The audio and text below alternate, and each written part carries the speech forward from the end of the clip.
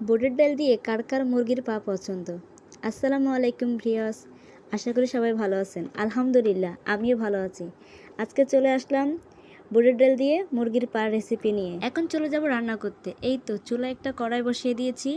এখন তেল, আদা বাটা, রসুন বাটা, পেঁয়াজ বাটা দিয়ে দিলাম। এগুলো একটু ভালো করে কষিয়ে নিব যাতে কাঁচা গন্ধ চলে যায়। এরপর এখানে আমি এক এক করে হলুদের গুঁড়া, মরিচের গুঁড়া, লবণ এগুলো সব দিয়ে দিব। দিয়ে ভালো করে একটু কষিয়ে নিব যাতে হলুদ মরিচের কাঁচা গন্ধ চলে যায়। তারপর এখানে আমি মুরগির মশলা দিয়ে নিব। একটু পানি দিয়ে ভালো করে কষিয়ে নিব।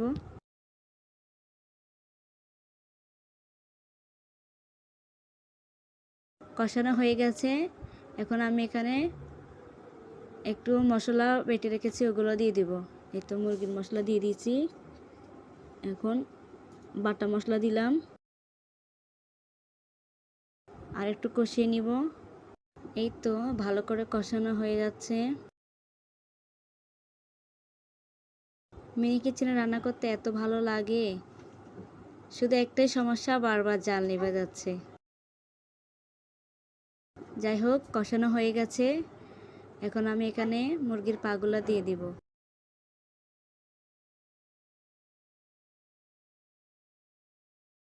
একটু ভালো করে নাড়াচাড়া দিয়ে নিব।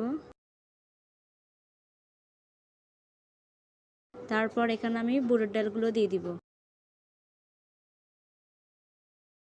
পাতিলটা আমার অনেক বড়, তাই নাড়াচাড়া করতে খুবই কষ্ট হচ্ছে। এই তো ভালো করে লেড়ে দিয়েছি। এখন ঢাকনা দিয়ে রেখে দিব যাতে একটু ভালো করে কষে একটু সিদ্ধ হয়ে আসে। এই তো কষানো হয়ে গিয়েছে। এখন এখানে আমি পানি দিয়ে দিব।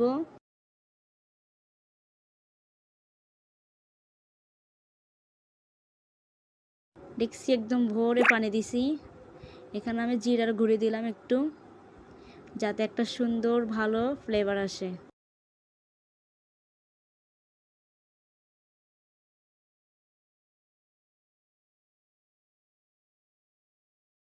ঢাকনা দিয়ে রেখে দিলাম। এই তো মাশাল্লাহ অনেক সুন্দর হয়েছে। এরকম বুটের ডাল দিয়ে মুরগির পা কার কার পছন্দ